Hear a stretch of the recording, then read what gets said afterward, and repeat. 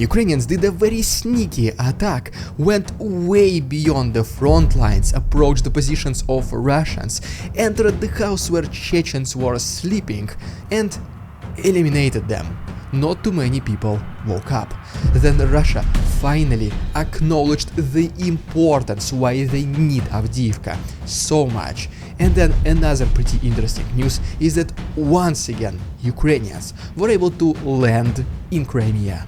But more about all of this in just a couple of minutes. What's up, investors? It's the Russian dude. And let's get straight to the point and talk about some ridiculous Russian propaganda. So, recently another pretty young lady in Russia was arrested for a very ridiculous thing. Her name is Sasha Skochelenko. And basically what happened, she was putting anti-war stickers in the supermarkets on top of the prices, pretty much saying stop the war or something similar. And she was caught by the police, who probably received some promotions and medals for capturing an extremist. And so recently she was sentenced to 7 years in jail. I mean, just think about it. You put just stickers which say stop war, you receive 7 years in jail. But if you are the representative of the Russian authorities and a relatively good supporter of Putin, you can say, let's eliminate a third of Russia, those Russians who are stupid, who do not support our glorious President Vladimir Putin. This third of the entire population does not deserve to live. And then you just say, this was just my opinion. I mean, I did not urge to do any bad things, so yeah, I mean, can I be excused, please? And you actually are excused. And the face of this girl that she is making is exactly the same face I would say every single person would make whenever realizing that putting stickers costs you 7 years of your life and urging for almost pretty much a genocide costs you just, it is just his personal opinion.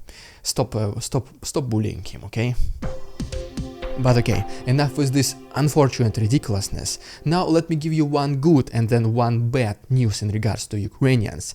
Then we'll go to the east of the country and talk about Russians finally acknowledging the importance of Avdiivka. I will tell you exactly what they said. And then we'll go to the south of the country, where Chechens were annihilated by Ukrainians in their sleep. And so yes, first of all, Ukrainians finally were able to streamline the production of Shahid identical drones on their own, in their own factories. And at this very moment it is produced at least several dozen of them per month, and they're only planning to increase the production from now on. And this is obviously a good news. But unfortunately we do have a bad news as well. According to Natalia Homyuk, she mentioned that Russians stockpiled at least 800 missiles, including the ones which are ballistic and hypersonic ones, and they will be using them during winter to once again attack the energy infrastructure of Ukraine, just like they did last winter, when they failed. Let's see if they're gonna fail this time, because Ukrainian air defense is a little bit better this winter than the previous one. So yes, now as promised, let me give you a brief update from the east and why Russians consider Avdiivka so important before going to the south. But first of all, let's make a quick stop in Volgograd region, where recently one of Russian military bases has been completely destroyed, allegedly by a Ukrainian drone. Russian propaganda obviously said that yes, this drone was intercepted, no casualties, no destructions reported, but this video proves otherwise.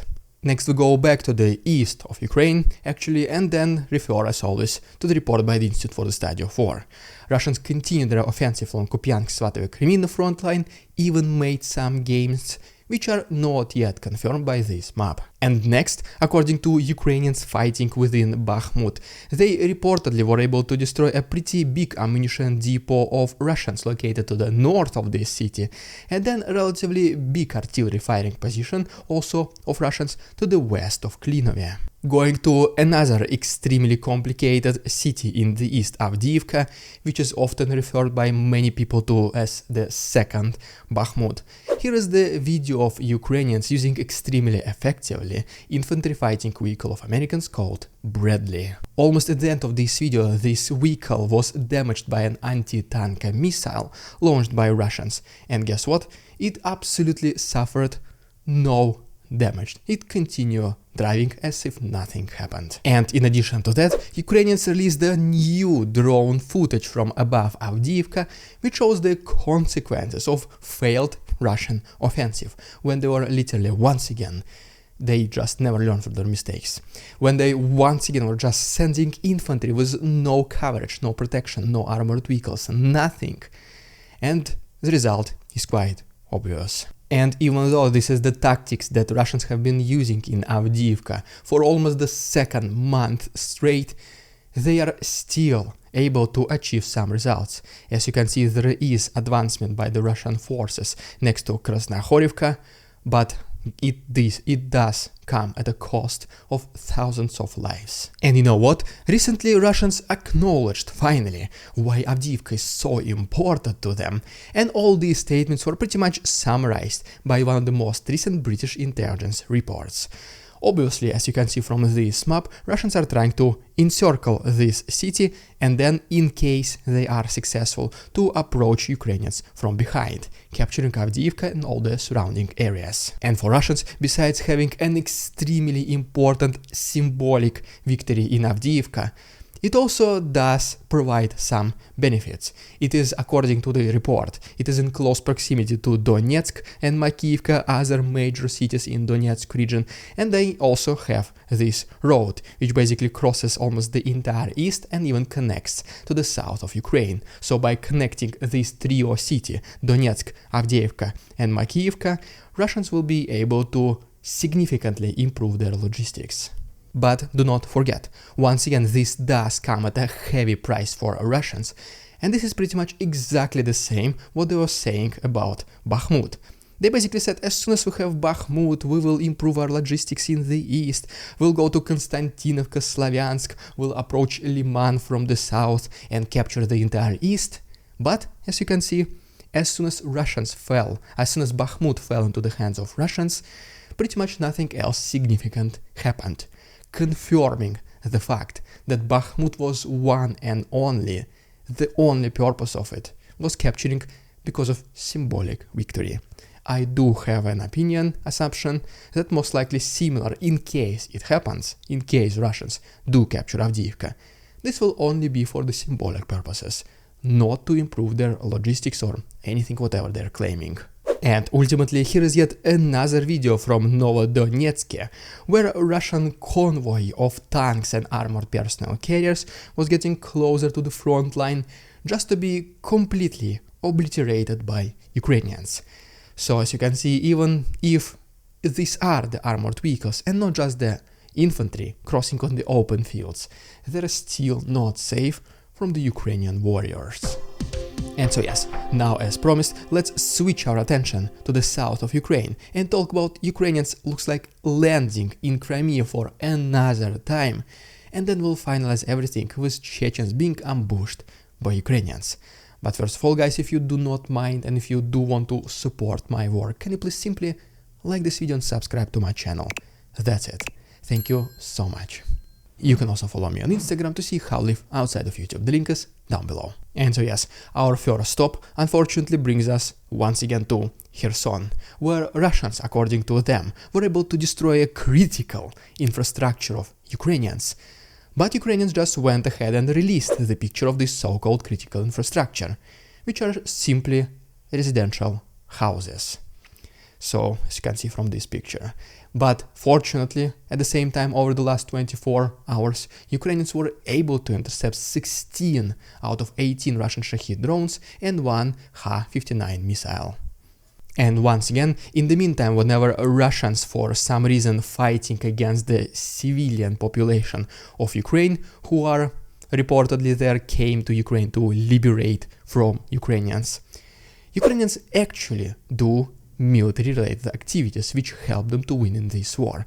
Such as, for example, in this most recent video, Ukrainians, some of them are even using jetskis, were able to once again approach and even land on the territory of the peninsula and perform some small combat activities. This video shows pretty much every single stage of this raid, all the way from the preparations, the actual mission, the landing and the retreat. And if you want to see the full version, it will be available on my Patreon, in addition to hundreds of other extra materials. So please go ahead and check it, the link is down below, and there is 1 week of free access. But wait, there is more. Potentially equally important event that happened in the south recently is that Ukrainians were able to cross the Zaporizhia front line at night without being noticed by Russians. So then they approached the relatively big military position of Russians. They eliminated the guards, the sentries, and then they were able to go inside the house, where a lot of Russian soldiers, mainly Kadyrov Chechens, were peacefully, at least that's what they thought, peacefully sleeping. As a result of this, another raid in the Zaporizhia region, a lot of Kadyrov Chechens were eliminated, most of them were also injured and definitely not returning to the front lines in the near future. And if you think about it, at this current stage of war, when the advancement of both sides, Russians and Ukrainians, is extremely small, these are exactly the things you need to do if you want to succeed. You need to create these small assault groups, try to penetrate the defenses of the enemy and eliminate them pretty much single-targetedly. You go into the military bases, disrupt the logistics, destroy distant targets with the long-range artillery, and then try to be in the trenches, holding the advancement of the enemy. Pretty much everything what I just said sounds familiar, right? Because this is exactly what Ukrainians are doing. Russians just send waves after waves, and they're pretty much most of them, 90% plus of them, are being destroyed by Ukrainians who simply wait for them in trenches. And that's it. That's the entire Russian military strategy.